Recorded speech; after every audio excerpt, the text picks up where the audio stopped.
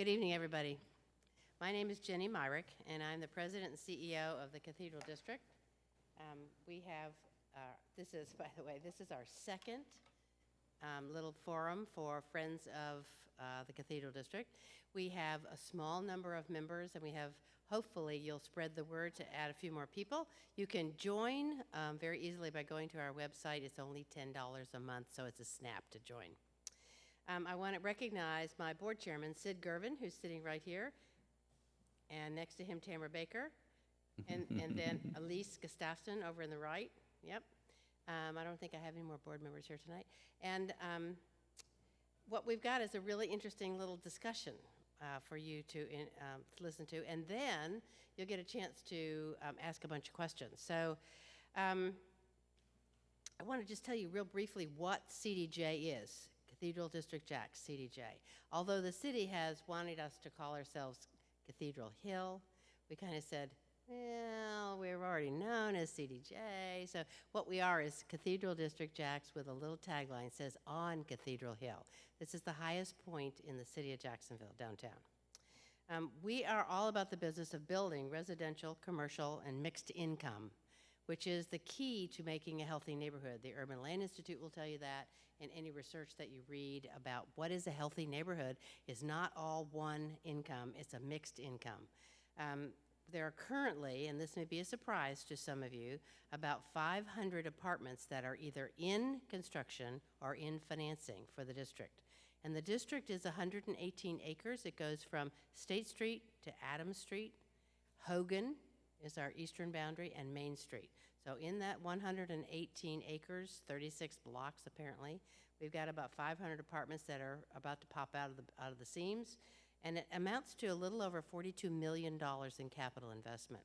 Now you wouldn't know that to drive around because you don't see it. You have to know it when you come to an event like this, or do like I did yesterday with, I had a Jaguar person from their foundation in the car. We spent about an hour driving the district, what I just call the windshield tour of the Cathedral District.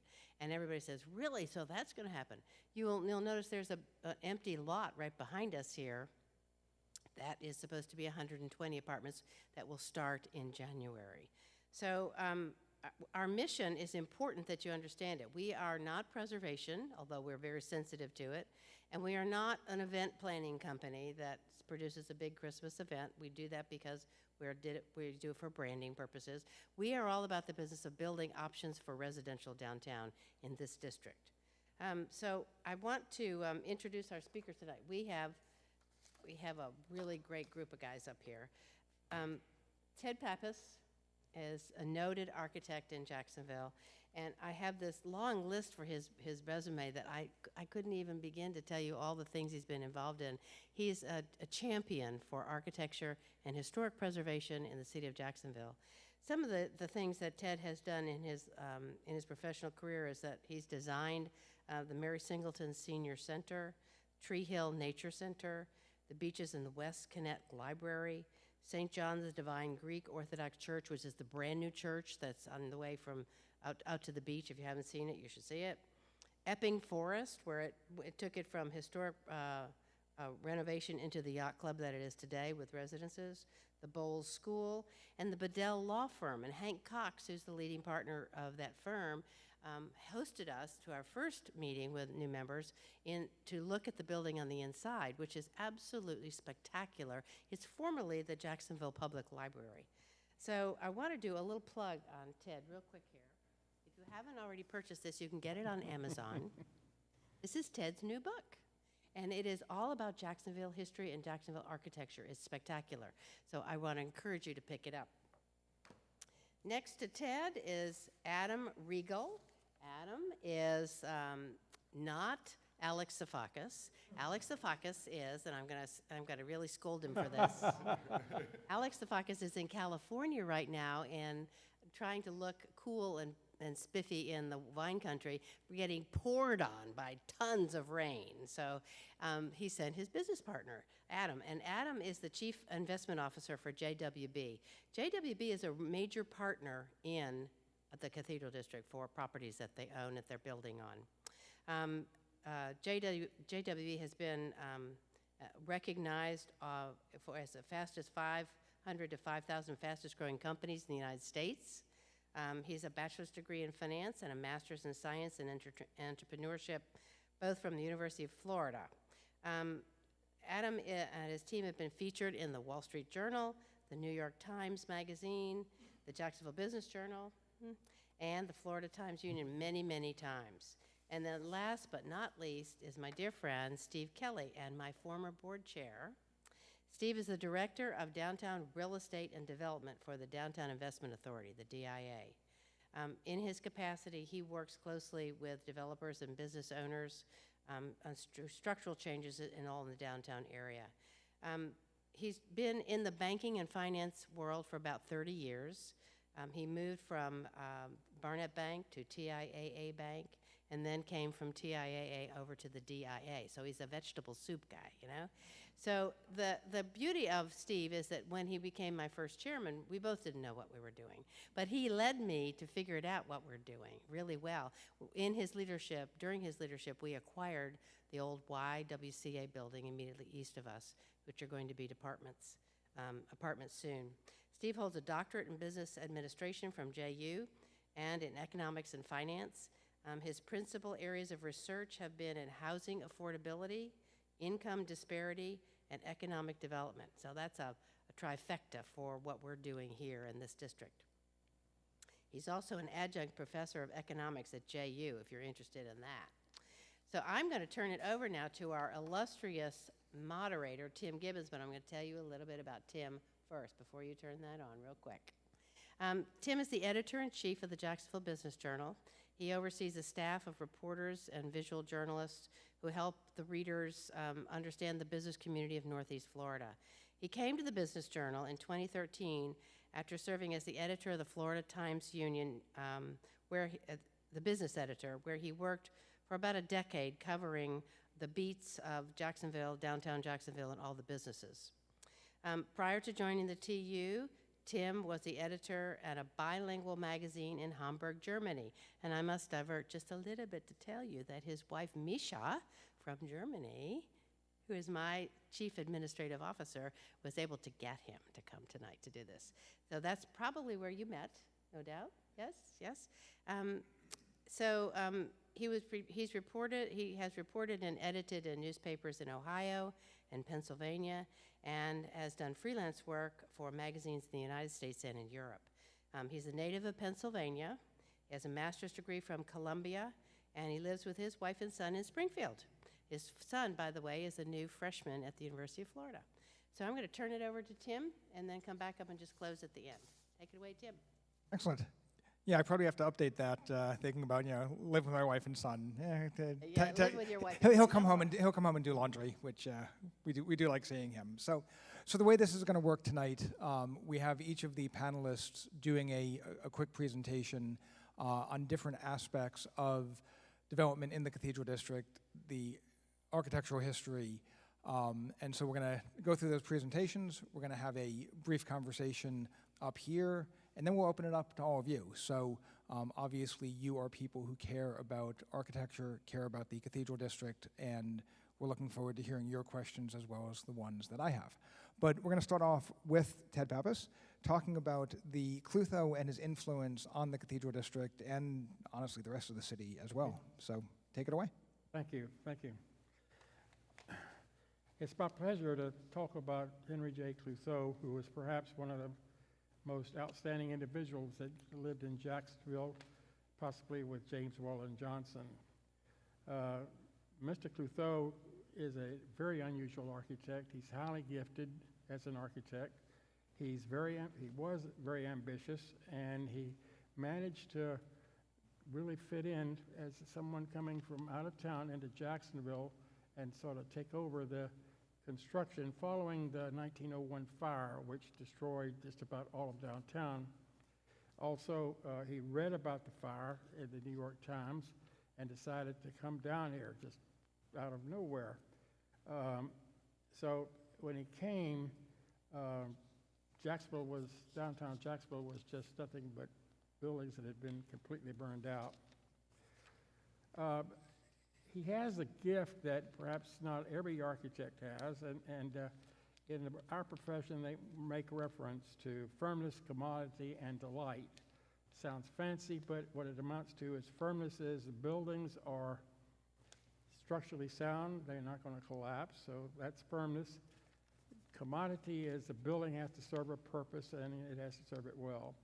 And delight has to do with appreciating the art and architecture of the building. So keep those three things in mind, because that's basically what we're going to measure everyone from, especially Mr. Klutho. Got it? Okay. Mr. Klutho came and he started his architecture as classical revival, as you can see in the Bedell Firm building or the early Free Public Library.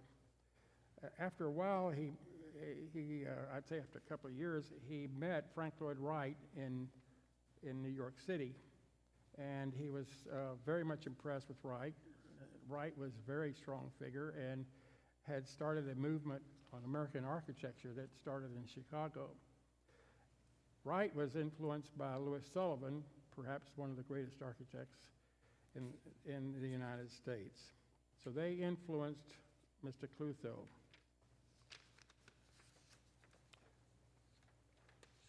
The next image I hope you're seeing is the Klutho residence on the right, which is still there, and right behind, it's on 9th Street, right off of Main Street, and it's a beautiful structure, and I think recently it's been put up for sale. I'm not sure if it's sold yet or not.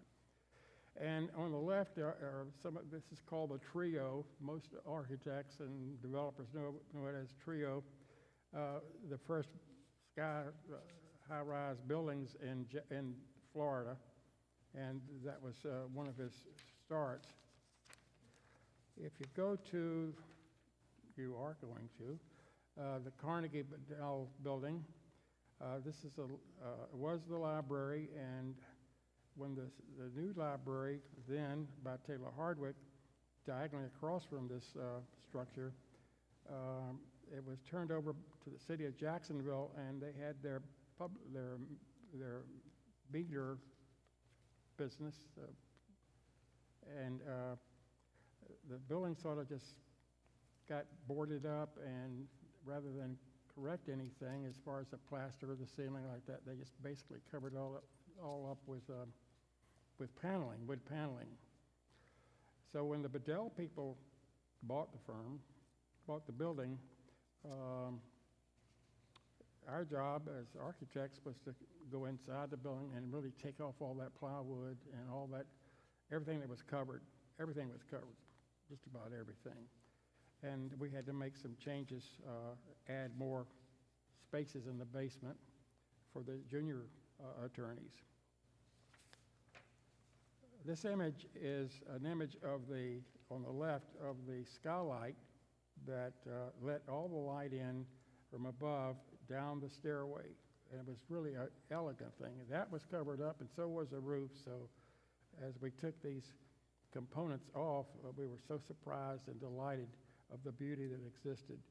On the right is the stairway, and you can see a little bit of detailing there.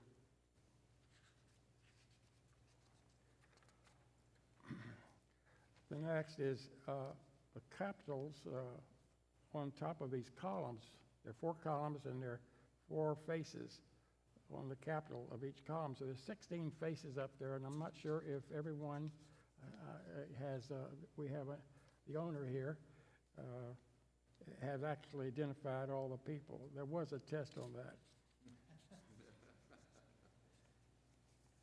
The image on the right is an image of the skylight, stained glass, and all that. It was just beautiful. If you've not been in that building, you really miss out.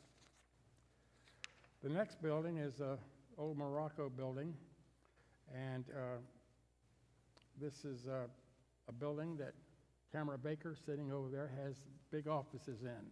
And if you want to get a good tour of the building, see Tamara. But this is where you can start seeing Klutho's desire for art or delight, and you start looking at all the details throughout the building on the exterior, but also on the interior.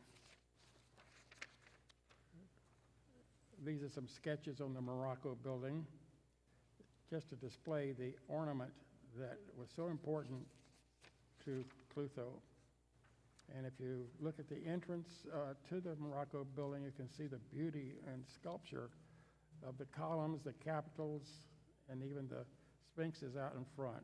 It's a beautiful building, and it's in our Cathedral District, as is the Bedell building. Other pictures of this is including the stained glass inside the lobby there of the Morocco building, and down below is a wider perspective of that. This is what next sheet is when you can really see how influenced he was by Frank Lloyd Wright and Louis Sullivan. Today, when architects are working on buildings, they're primarily concerned as coordinators with the structural engineer, the civil engineer, the mechanical and electrical engineers, in order to make the building comfortable. In the days of this construction, they primarily would have windows open to let the ventilation in, but they weren't involved with that, but they had a lot of time to spend on art and see what other architects had done with the art of architecture.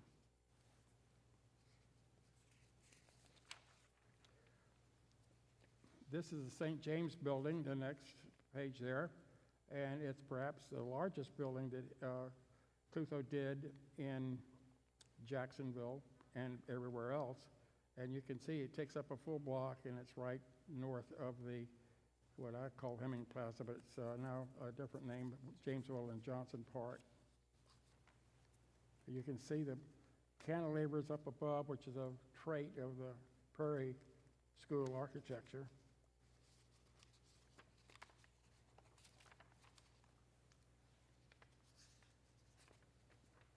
And there's, it's now the City Hall, and on the left side, you can, if you look up, there's a beautiful octagonal dome, but there are these different individuals. I'm not sure who that is, but it looks like an old one holding up the bracket.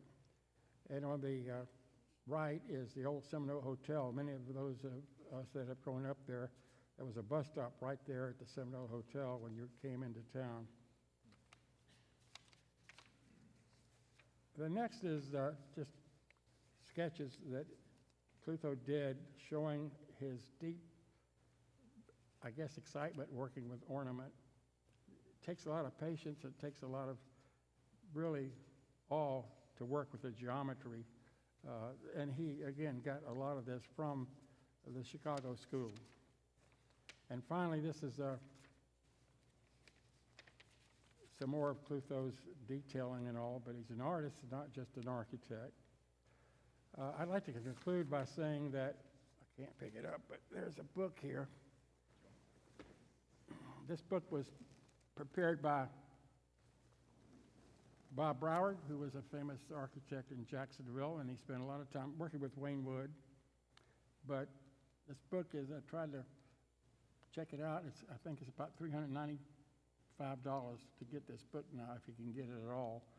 But it has all the history of Klutho's work, all of it, all his background, his family. But in it, I think if you ever get a chance, you should really try to get a copy of this, or at least look at it.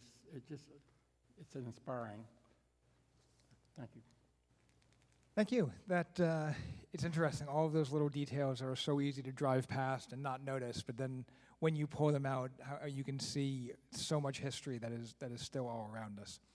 So the history of the district is obviously important, but so is its future. And I'm going to turn now to Adam to talk about how JWB is taking that history and building on it into the future.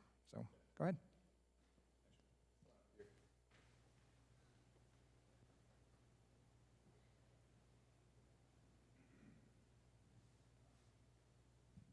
My business partner let me know on Friday that he double booked and needed someone to pick up this conversation today. So Jenny was worried that I wouldn't understand the slides since they weren't mine, so she asked me to walk up here to help me out. So thank you for that, I appreciate it.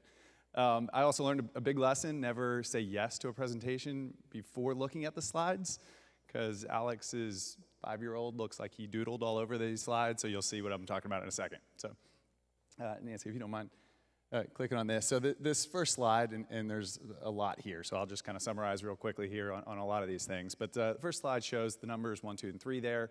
What JWB has been doing is JWB believes that residential is absolutely crucial for downtown, to be able to bring residents who live here 24 hours a day to downtown, because then that's how you support the retail businesses and all the other functions with residential kind of driving the bus here. So for us, part of the challenge is in urban cores is there's so many property owners.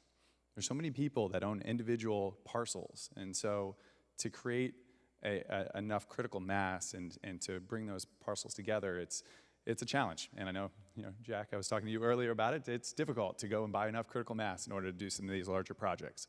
So for the last couple of years, we have been doing so. And we've put together the parcels 1, 2, and 3 there, and have a townhome community that we're about to start probably latter half of this year and into next year that we'll start building. But really what we believe in is it's critical as developers come to this market and start working on different projects for us to think of this as an urban community and really restore some of the urban features that you see in a neighborhood. And so part of that, you see like the black lines at the bottom of the slide there. That's an example of street grids.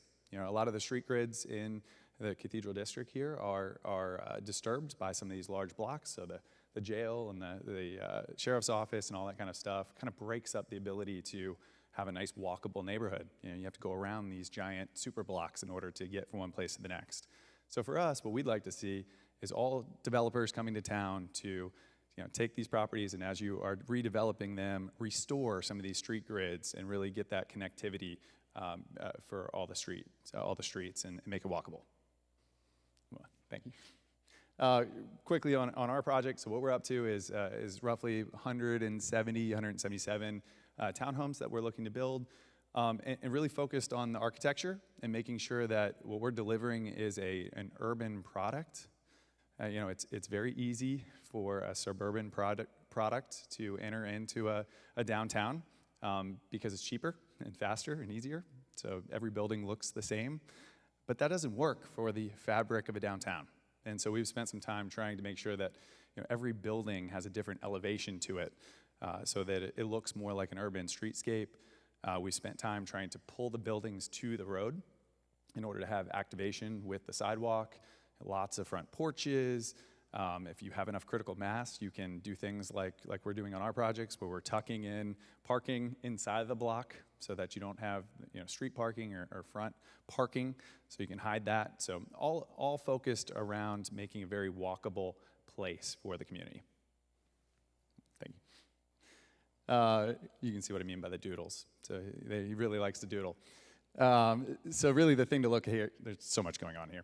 That red hashed lines that are on the slide, really what we're focused on is what's the next phase that needs to happen, in our opinion, for this section of the Cathedral District. And so those 3 parcels are controlled. The Sheriff's Office controls 1 and 2, largely controls 1 and 2, as well as Sulzbacher Center is number 3 there. And so we think that's kind of the next phase that needs to go. Obviously, the jail needs to be relocated. When that happens, 1 and 2 should shortly follow. And Sulzbacher has announced that they are working on a new location, so they're on their way to relocating out of downtown. So when that happens, we would look for the next developers that come in and work on those projects to restore street grids. They need to make sure that they are paying attention to the walkability of those parcels here in order to connect to the Hogan's Creek and some parks and things like that. So we'll jump to that. So directly to the east of those parcels that I was just showing there is largely unused land. I mean, you have some parking that's going on, but it's often flooded in that area. It has some environmental issues, things like that. So again, when we're talking about the future, in our opinion, what we would like to see is now you've got streetscapes or the road grid connected to that red parcel there. We would love to see the next thing, which is green space. How can you really pack in some spectacular parks and green space that goes right along Hogan's Creek there. We all know that Groundwork Jacks is working on a plan to restore Hogan's Creek and increase the water flow and make it more natural. It really needs to have great park space there that connects the neighborhood for Cathedral Hill to some parks and creeks.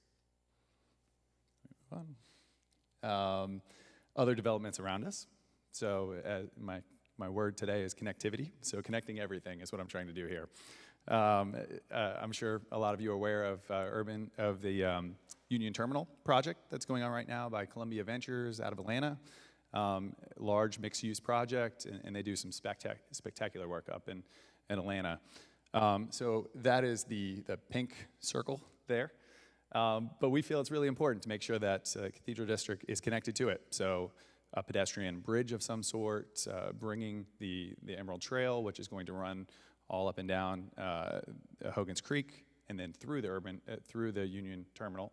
We need to make sure that this neighborhood is connected to it because it can act as a wonderful amenity for the neighborhood and for the residents. And lastly, if we're trying to summarize some of these things, black lines are the new street grid. So how can we restore street grids? How can we bring in park space and green space, restore some of the natural amenities that we all want to be connected to? So, people want to have access to the river. So how do we get roads where it's going right down to the river, along the creek, along the parks, along the Emerald Trail, all of those components? So that's really what we would like to see from a development standpoint in the future here as the jail moves out. And I think the last slide here is just how to help type deal. It's all about the advocacy. So we're trying to really bring up these concepts to everyone so they understand how they can help and kind of promote some of those items. So supporting Groundwork Jacks, really advocating for the right type of architecture. Again, I can't stress enough. If you get a suburban product here in a downtown, it doesn't fit, and it kind of is against the residential fabric of the neighborhood. So advocating for that urban product and also streetscapes, bringing in the right lighting in the streets and the right tree canopies and things like that to really make a wonderful sense of place and a wonderful walkable community. Thank you. Appreciate it. It is going to be interesting to see all those projects come to life, particularly, some of those, getting rid of the jail, it's some of those big steps that will utterly transform downtown. I have not been able to get anybody on board with my plan of turning the jail into condos.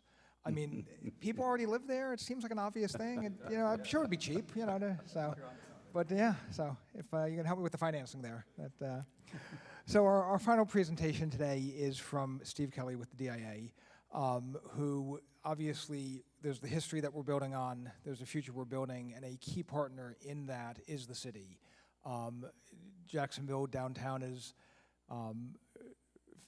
been in fits and starts in trying to develop, and one of the things that has led to where we are now has been a strong city presence in doing that. So if you talk a little bit about what the city is doing and where that's going in the future.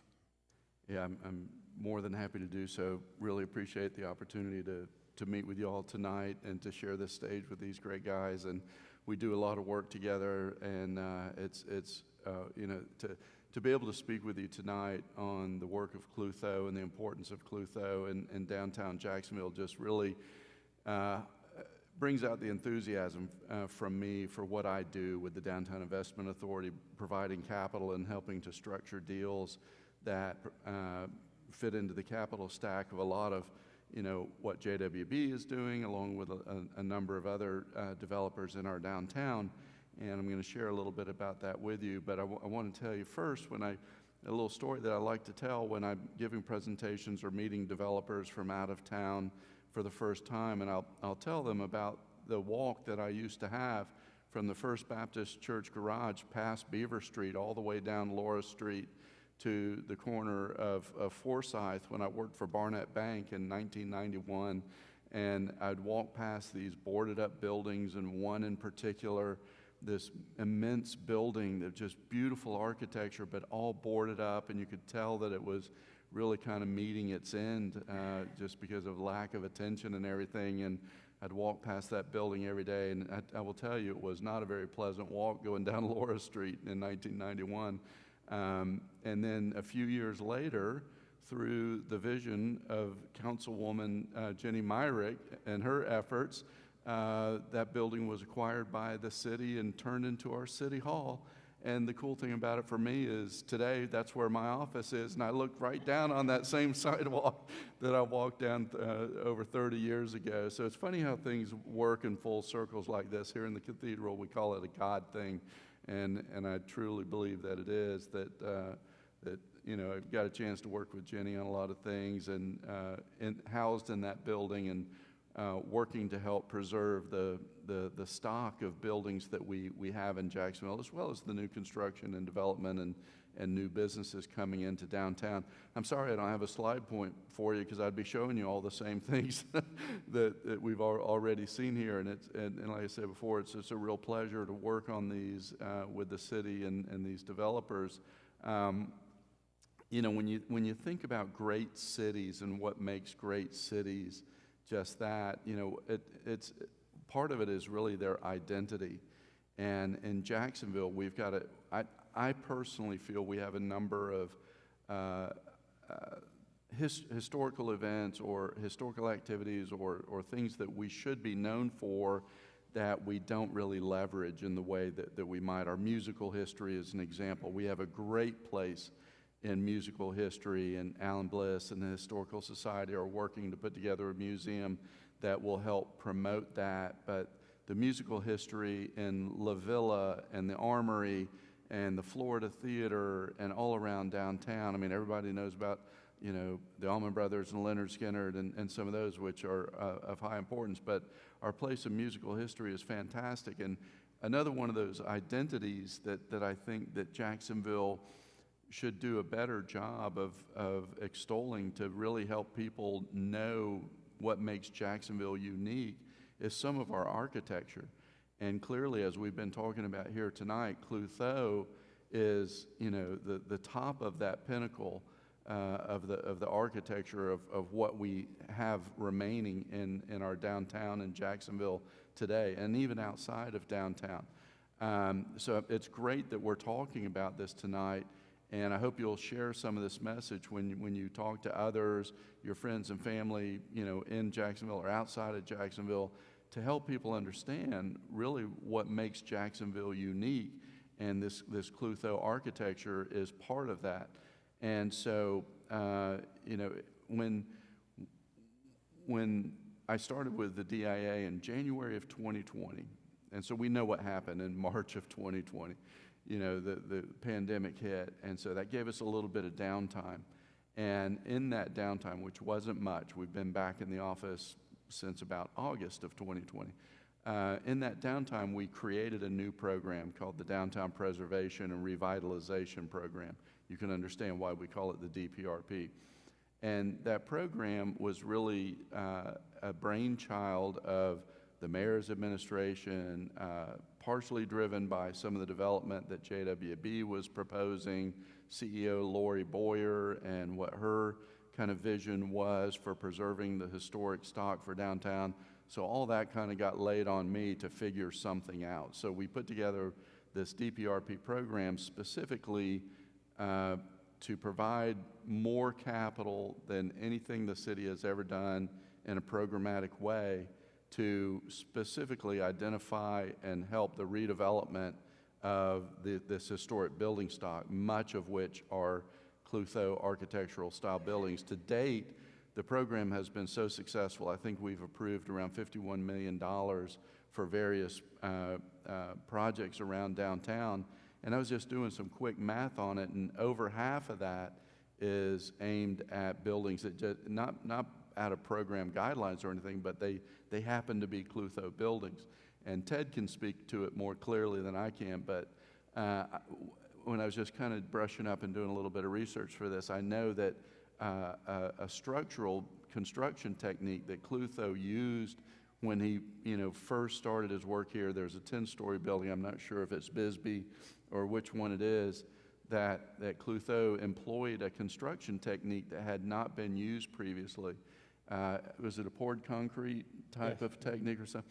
And, you know, when you stop and think about it and you see these buildings, it's a real testimony to the vision that Klutho had about, what was the middle letter or the middle word that you were talking about, the longevity or the life of the building. Permanence, commodity, and delight. Yes, you know, to have these buildings, I think Mr. Klutho would be delighted to be in this room with us tonight, knowing we're talking about not just his architecture, but the longevity of these buildings. I've called them see-through buildings. A lot of us call them see-through buildings, you know, like the Trio, as well as the Florida Baptist Convention building, which is no longer a see-through building. Thank you very much.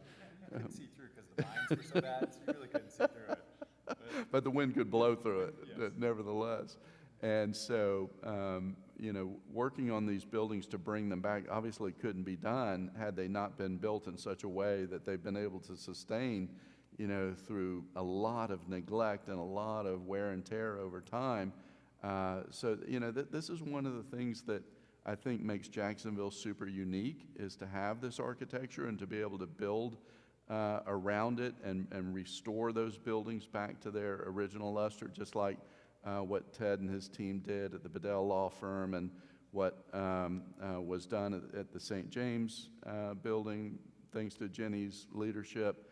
I tell you, it is never lost on me. Every day when I come into that building, I marvel at the beauty of that building, the rotunda in there, when even just getting on the elevators and the Art Deco metal grids that are behind it and the steel plates, the brass plates that, you know, there was a group of kids in City Hall today, and I'm on the third floor, and so I stood, you know, looking at these kids and listening to the presentation that was being made, and she was doing a great job of educating these young kids about the building that they were in and its importance and place in Jacksonville. And, you know, I think we need more of that in Jacksonville. I think we need more tours. I think we need to create more awareness about what's going on, or the history of Jacksonville and what's going on to protect it. So I appreciate the opportunity to be here tonight and to talk a little bit about it and the role that I'm very fortunate to have in helping make it happen. I think it was the Bisbee building that Klutho rushed down to after a hurricane, you know, trying to make sure it was still standing, because it was the tallest building, and he was concerned. And it's funny when, you know, you think, you know, how long it's been that, yeah, he didn't have to worry. But, you know, that longevity, that firmness Yep. of the architecture. So Adam, talk about, as you talk about this adaptive reuse and dealing with historic buildings.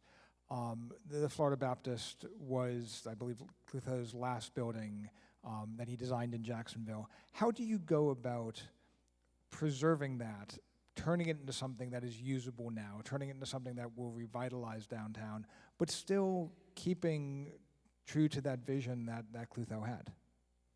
Yeah, I mean, I think a large part of it is the help from the city. I mean, let's face it, that building would still be sitting there. And if you guys don't know what the Florida Baptist building is, it's behind Sweet Pete's. There used to be a building, 5-story, covered in vines, a whole forest and multiple floors inside of the building. And you know, something like that does not get restored.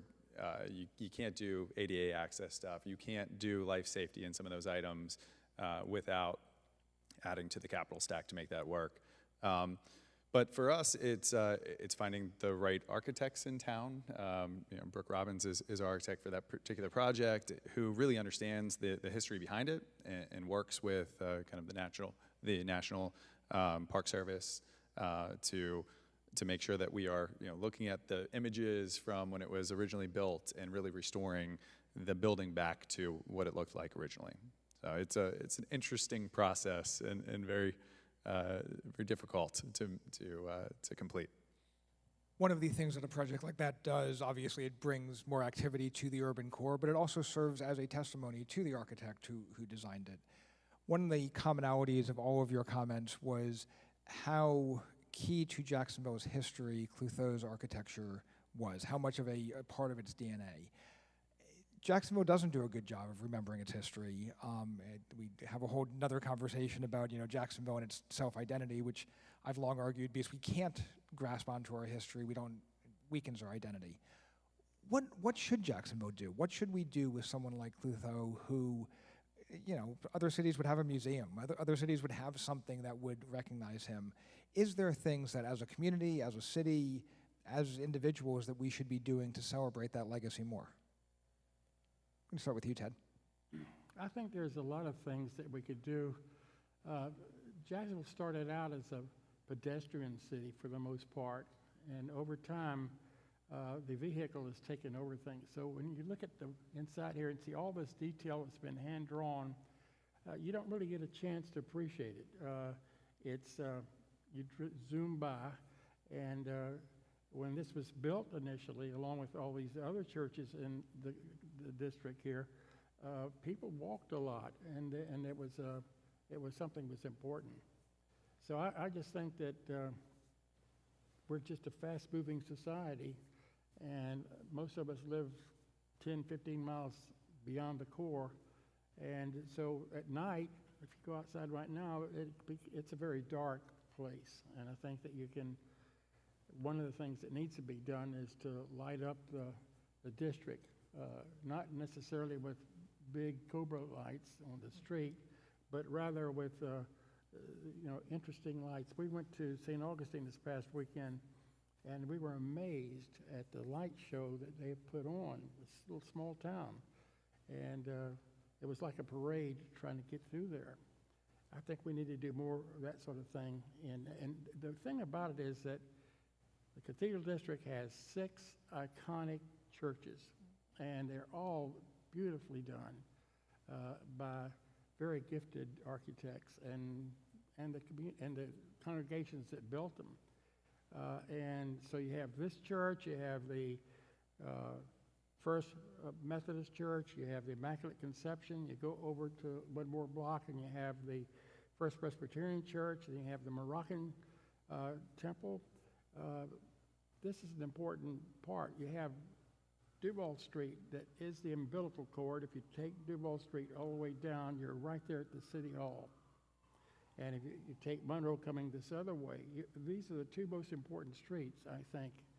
And somehow that umbilical cord has to be enriched, enlightened, made really happy with lighting.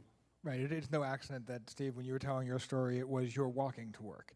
And you're noticing those things that, in a car, I think DIA's efforts to two-way streets is, one of those underappreciated, slowing people down, letting them appreciate things. So you look like you were about to say something. Well, I mean, I like your idea of more tours.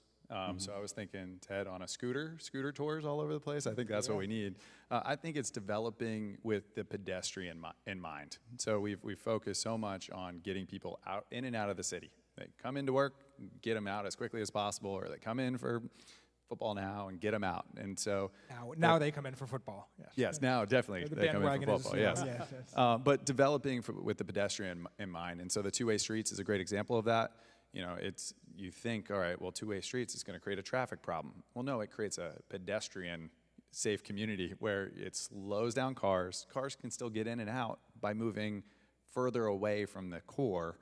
If we push the cars out of the core, then you make it safer for people to walk. You make it where the speeds are slower. You make it where restaurants and retail can really thrive, because now people can park on the side of the road, and it's been proven that some of those concepts, building with the pedestrian in mind, really regenerates a downtown. You have thoughts? These are all some wonderful thoughts, and a lot of that we're seeing being put into place today, where we are converting some of the one-way streets back to two-way, trying to create more pedestrian-friendly streets in downtown, the Cathedral District, and elsewhere. I'll touch on something that's been an observation of mine for the 30-plus years that I've lived here. And it's kind of interesting, and I'm not sure how to help overcome it. I had a coworker one time at Barnett Bank who was from South Florida, Fort Lauderdale area, I believe. and she described Jacksonville as having a self-esteem problem. And I thought it was somewhat apropos that Jacksonville, when you look on social media, just about anything that we do and through the DIA or the JWB is doing on social media, people just immediately lambast it and just talk it down, talk about how bad it is, and that'll never happen, and Jacksonville this, and Jacksonville that. Well, that's just the nature of social media.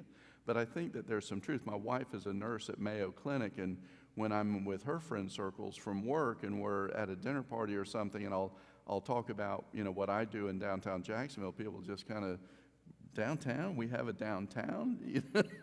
I'm like, we have a beautiful downtown, an amazing downtown. You should come down and see it. And, so we really need to, as a city, collectively, be super proud of what we have and talk about it and share stories and help people realize that this is a city of pride in every sense of the word, and try to encourage people to come into our downtown to visit these beautiful churches and the restaurants that are on the way. And, right now we have about 8,000 residents in our downtown, which is fantastic. Every multifamily development that we put into service is occupied 95, 97% almost immediately, and they sustain those levels. So there is a strong initiative, and we need to continue to build on that. And so in DIA, we're trying to provide the amenities that residents look for in the neighborhoods in which they live, restaurants and retail and nightlife and safe streets and all of those things. So we're working towards that, but the short answer for me is to really just collectively as a community be super proud of what we have as a city and talk it up everywhere we go about what a fantastic city Jacksonville is. You talk about people who have a set in their ways views. So we moved to Springfield, a number of years ago, and the number of people who still today are Springfield. Like have you literally driven down Main Street? Like there's stuff there, but somebody grew up here and it's like that's the dangerous part of town, and it is an issue that downtown has to overcome, where people have a view stuck in the past. So we talk about Klutho, we talk about his architecture, we talk about the buildings typically, but I've always been taken by the idea, as we see the Emerald Trail taking off, that dates back to a vision he had. We've just spent a lot of time talking about pedestrian access and how that is one of the things that shapes downtown. As you look at the Cathedral District and downtown writ large, the coming to life of Klutho's vision of this green space, tying everything together, what type of impact do you see that having on a long-term basis? Does it attract more development? Does it make people more aware of the architecture? What does it do? I just think we have to build on the pedestrian concept. I think, again, as I said before, lighting is so key that this district goes into deep sleep in the evening. Everything's dark outside. And if you go and you look at all the development outside, the town center and other places, they have a lot of light. They've worked out the formula for attracting people to want to come shop, dine, and all that. This has to be done down in Jacksonville. And I think a couple of years ago when we had all the light in the district, all those trickling lights, it was really just a delightful place. It really was a magical sort of thing. Yeah. So.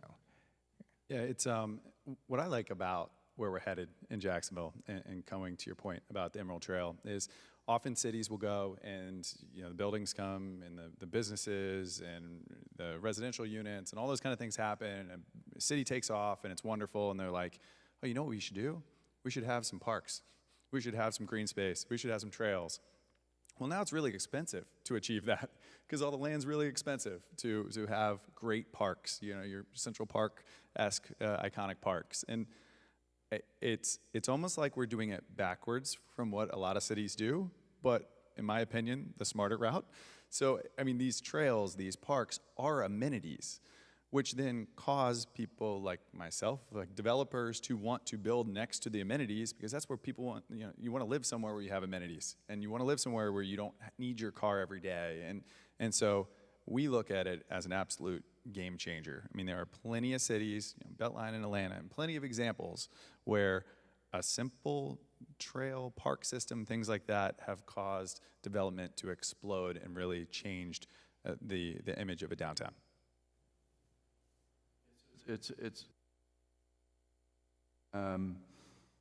You know, the Emerald Trail is certainly going to be a game changer, and the Model Mile is underway right now.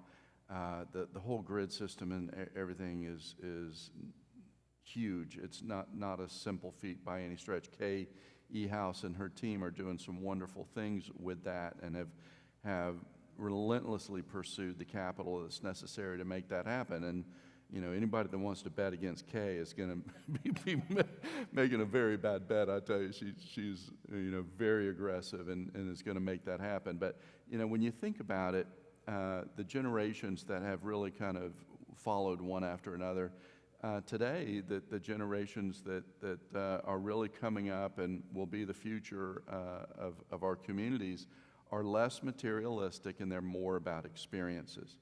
And so everything that Ted's talking about, more walkable, interesting, finding new paths, you know, enjoying the waterfronts and everything, we are less visual, and we're more engaged, more active as, you know, as communities than maybe 30, 50, 70 years ago.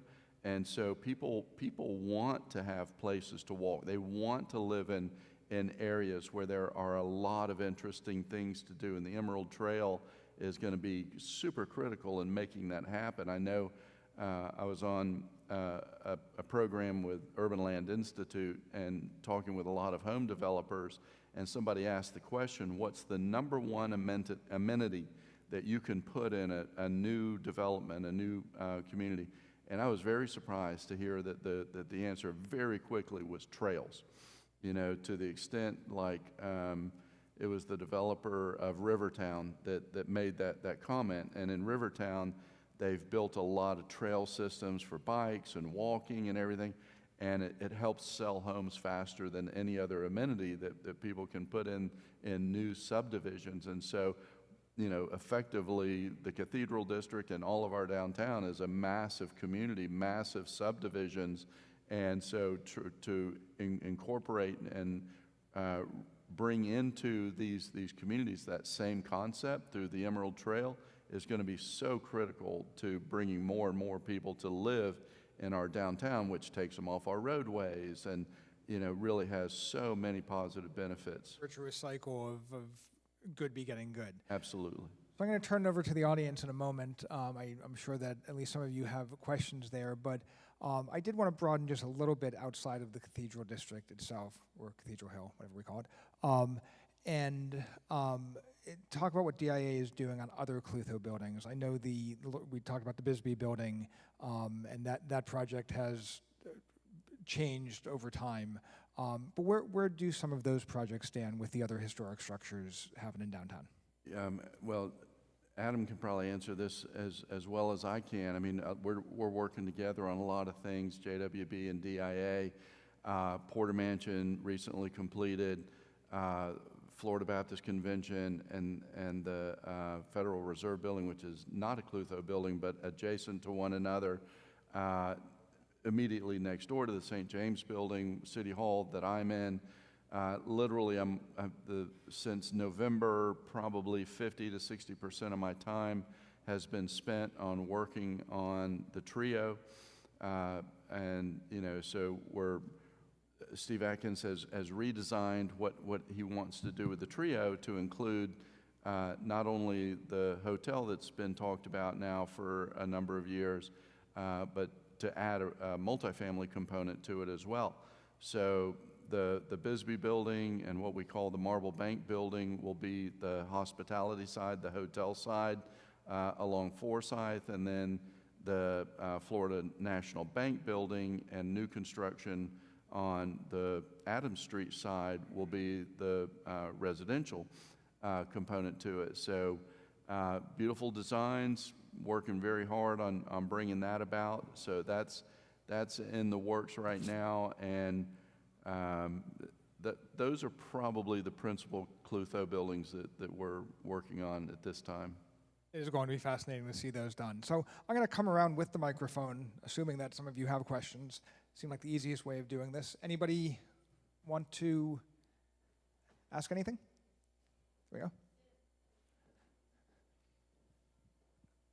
I got numerous questions, but I think you touched on so many subjects. One, Adam was talking about how difficult it is to develop in an urban area versus suburban area. What can the city do to help? And I know aggregation is your biggest problem. When you have, instead of one city block you can buy, you have to deal with 7 or 8 owners. You've been fortunate in finding the blocks who were owned by 1 or 2 owners. What can the city do to incentivize people? Because the problem you get if you were to tear down the house and build something really nice, the guy next door doesn't want to sell to you because he thinks that the value of his property is going to go up for what the guy did next door. So there's the hesitancy to sell. One question is, what can the city do anything to incentivize people to help you developers aggregate city blocks? And the other thing is that we were talking about parks. 50% of the district are surface parking lots. Each one of those is it's an asphalt park. Why can't we take some of those, the city in conjunction with city and maybe contributions in some fashion, convert those surface parking lots to parks maybe somebody said how we got the process reversed. It's like Field of Dreams, build it and they'll come. Do you build a house and wait for the park to come? Do you build the park and wait for the houses to come? It seems like there's got to be a coordination of timing to make those things happen, and I was wondering what you could do, city to do to help. So I know DIA has made some efforts on that. I know CDJ has tried to help with that aggregation effort. But what more could be done to help with the aggregation? Yeah, I think from the city standpoint of helping with aggregation, that's dangerous to have the city help on that. While it would be helpful for me, I don't think that's good for the market. I think as some of these projects are done and some of the projects that the city is doing, whether it's the different incentive programs in order to restore existing buildings, rev grant programs where you get a discount on taxes in order for new construction projects. So the city owns a ton of land throughout downtown, and so they'll put those up for RFPs and developers will bid on them. And some of those tax incentives are very helpful for making a project pencil, which creates new construction. And then with that, I think we have enough property already kind of allocated for park space. And while, my presentation had some other additional parks, plenty of parks along the river that will happen. So I think to answer your second question was, does a park, which one comes first? I think if you have a plan for parks, the developers will fill in the rest of the spots. And I personally can talk about that because we are targeting everything along the Emerald Trail and different parks, but we're not alone. You name it. There are developers all over the place that are targeting along that. So I think we're headed in the right direction, and the city still has a lot of land available that they can make incentivized through those tax rebates in order to help the numbers work. And eventually, they won't need those numbers. So it won't take long once there's enough momentum and critical mass where it can be market rate, and the city won't have to do incentives. I don't know if I was supposed to say that. No. That's the ultimate goal. CRAs, the community redevelopment areas, of which we manage 3 of, 2 in the North Bank and 1 on the South Bank. They're designed to go away. They're promulgated by the Florida statute to exist for a certain amount of time, to redeploy the taxes right back into that area to help lift the economic development of that area. So that's really where we, as the DIA, get a lot of our money is through managing those 3 CRAs. It's a great question, Sid, and the economist in me, thinks about the 2 sides of that coin, whether you lead with incentives or push through regulation, because to help stimulate the market activity. I think we all believe in property rights and markets and things of that nature, but as a government, what we try to do is, kick it into gear a little bit. Richard Thaler wrote a great book called Nudge, one of my favorite books that just talks about how to help activities that you really want to see happen, generally on a very large scale, how to put into place some type of either incentives or activities, or even just changing the mindset of people to where that activity then becomes the norm. And so I think, it kind of goes back to a little bit to my thinking about helping people embrace and enjoy and relish living in Jacksonville and being part of downtown Jacksonville. That needs to be the mindset. And that as a nudge to help, will stimulate the demand on the supply-demand, kind of equation to really help with some of the stalled projects or, projects that we just see owners that are not motivated to do anything with. And, there are cities that put into place tax programs and whatever that escalate over time for unused properties. The CRA Act in its original formation was designed to take properties away from people and redeploy them, and private property rights really pushed back so hard on that we don't use CRAs for that purpose anymore. I'd like to say that about 15 years ago, my firm developed a Central Park in Jacksonville that started at the Cathedral here, and the boundaries were Duval Street all the way into Hemming Plaza, or what it's called now, and then on the next street over, Monroe Street, all of that was a Central Park. And the idea was to have parking underneath it, because this is the highest point in Jacksonville, Billy Goat Hill. And then above would be an arboretum, but it would be pathways and parks and all like that with a lot of lighting. I took the model to the mayor. It's as large as from here to there, and he looked at it and he said, "Well, we can't." Who was going to pay for it? I said, "Well, you're going to pay for it." and then so he got his administrative assistant, and they started pricing the land to purchase, because most of it's vacant, if you notice, along Monroe Street. So they came back, and it was like, I think it was like $35 million, and they said, "We can't afford that." So I said, "Okay, so you'll still have what you have," and a lot of it's that way, but they have spent money to go out and buy right-of-way on Riverside Avenue going out to Forest Street. So I think we're more interested in the automobile than we are in the pedestrians, but you have to invest, I think. The city has to invest. We give a lot of incentives to developers that come into Jacksonville, and they want to build something on the riverfront, and we'll pay about 40–50% of it to do that. So it's just a matter of priorities.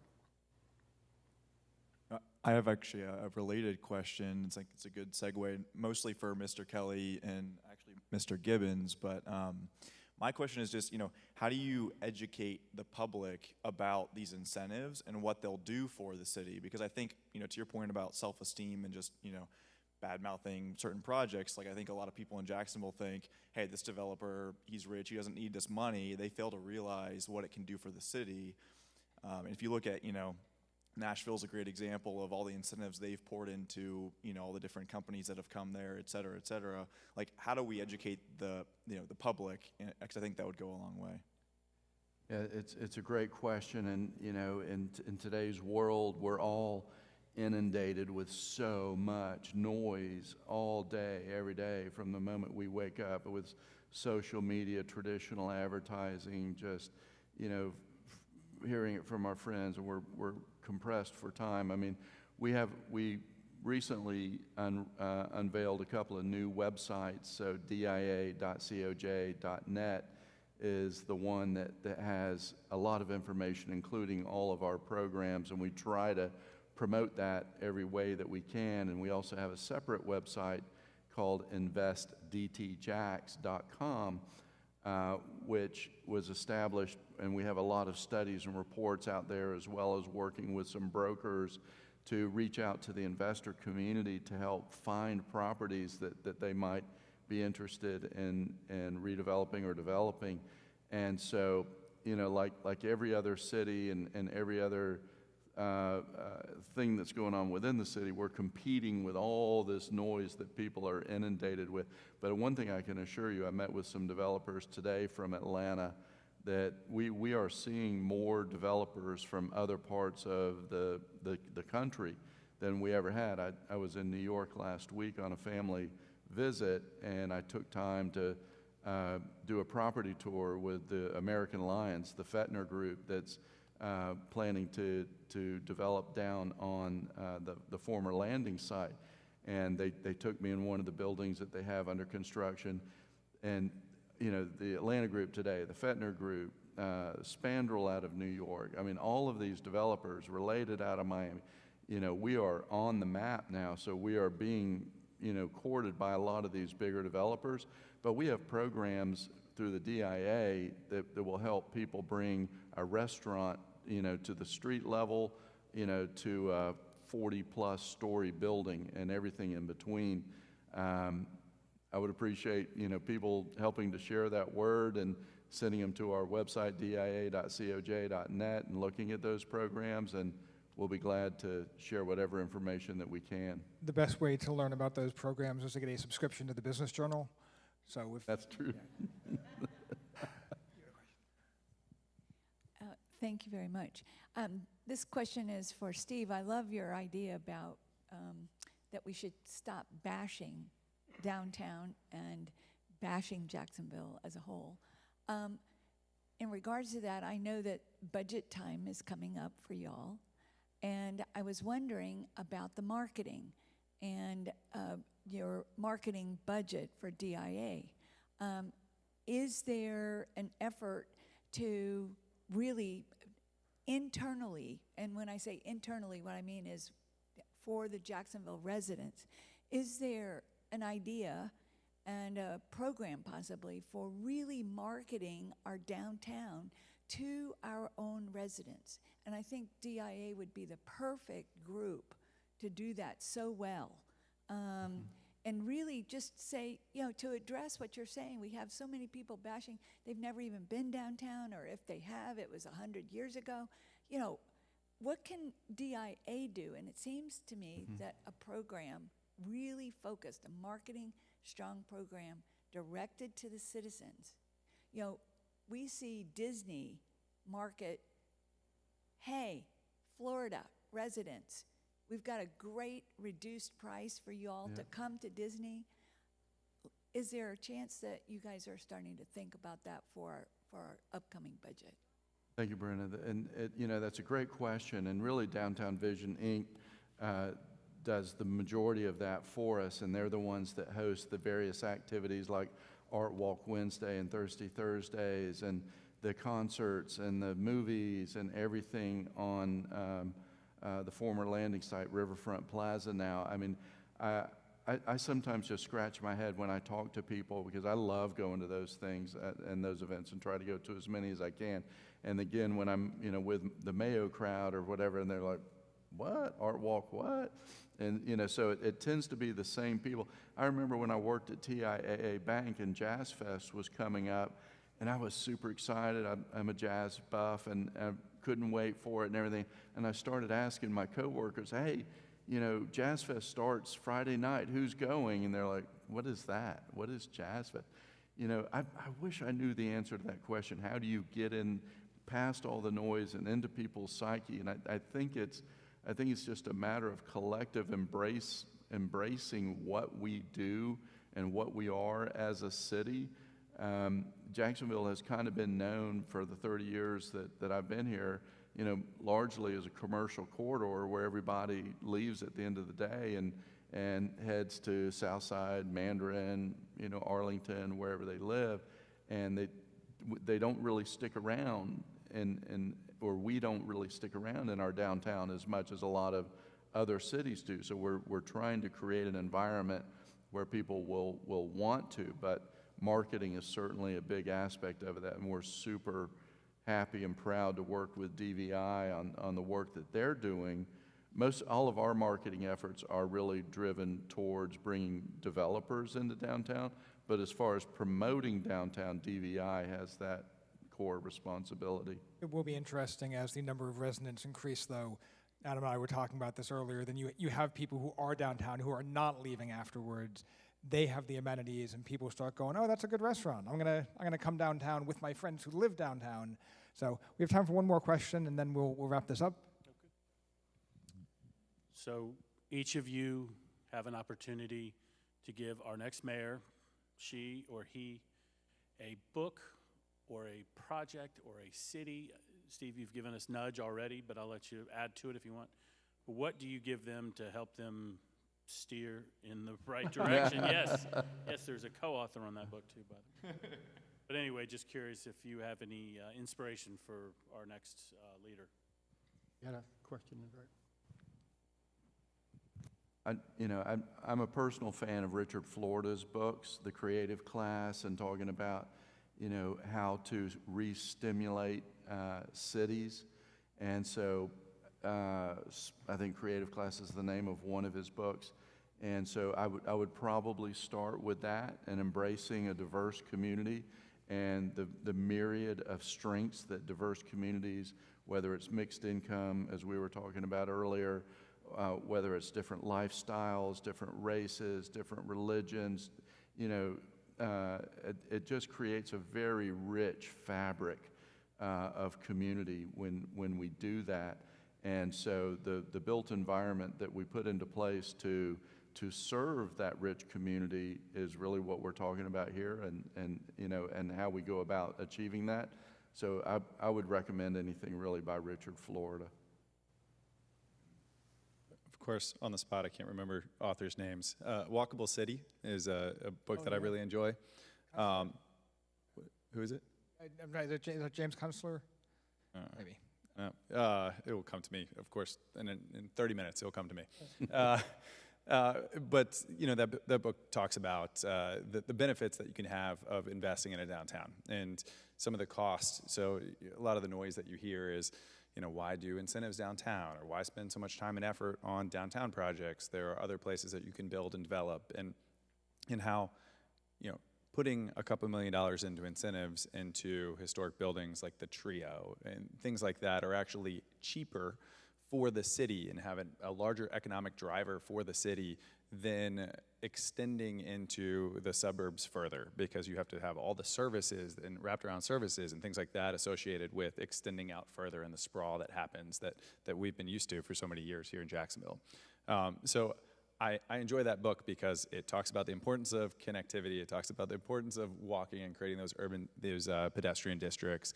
But then just from an economic standpoint, it's why having a downtown, thriving downtown economically helps a city be more secure and financially secure. You have a book you would recommend? Pardon? Do you have a book that you would recommend for the next mayor? Yeah, I have quite a few. Ask my wife. There's so many good books that have come out now, the urban design, but there are so many cities that have done things like Tampa. If you all you have to do is get some information on what Tampa's done in the last 30 years. They started about the same time we did trying to do it. But there are quite a few books. I can't really remember them right now, but I think we have just an unbelievable amount of books that you can refer to. Excellent. Well, as we're wrapping up, I want to ask one last question in like 10 seconds each. So this is obviously an audience who cares about the Cathedral District, cares about downtown, cares about architecture and history. What would you like them to do when they leave here? What should they do to help make downtown Jacksonville the vibrant city based in the past, growing toward the future that we know it can be? One thing would you like them to do? What I've said before, don't make downtown a daytime place. Make it a nighttime place and light it up. I mean, it's dark. It's really dark. People don't like to walk around in the dark. That's why they go to all these communities like Avondale, Mandarin, Southside. Anyhow, that's it. I think downtown needs to be a place for everyone.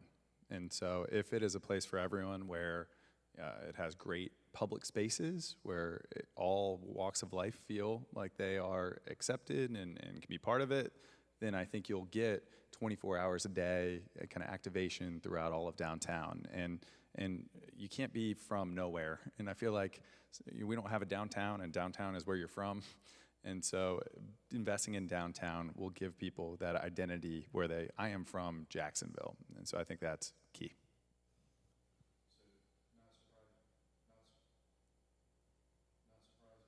I was initially going to say be a relentless cheerleader for downtown or for Jacksonville, but I'm going to modify that a little bit and be a little bit more practical and say go out to eat in downtown, visit some of our restaurants, bring some people into our downtown that don't normally come into downtown.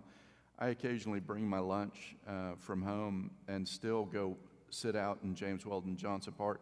Free music just about every single day of the week in a park, surrounded by great activities. And I was like, why aren't there 300 people out here? It's just amazing to me that, you know, people just don't get out there and enjoy what we have to offer, that we have a lot to offer right now. Enjoy it, bring people into our downtown, take them to a restaurant, and let them experience what we have to share. And as you're walking around downtown after tonight, you can point out some of the Klutho buildings, some of those details that maybe you were not aware of before. So I want to thank the panelists. I really did appreciate the conversation. I think it was really enlightening, and I appreciate your time. So Ginny, over to you.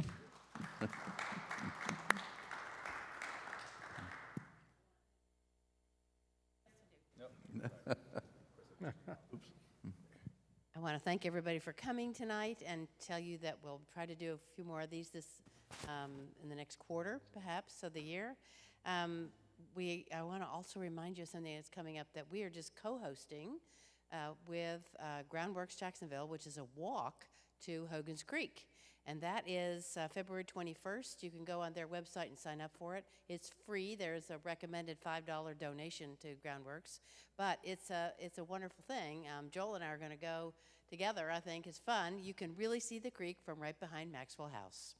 You cannot see it so well at the end of 2 or 3 of our streets, the dead end of the jail. You have to get your muckluck boots on to go out there to see it. But it's real easy to see right here. The connectivity between us and the sports complex is over this darling little bridge. So I would encourage you to do that. And then also encourage your friends to talk about the Cathedral District. And if you know someone who might be a member, they can go on our website and sign up real easily to do it. So thank you for coming tonight. We hope to see you again soon.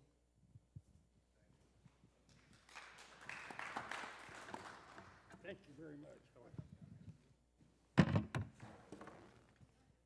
Great job. Great job, guys.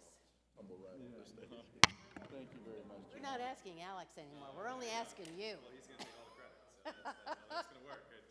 Thank you, Ted. It was wonderful. And great job. I'm so glad you came. That was fun. Thank you very much. I appreciate the offer.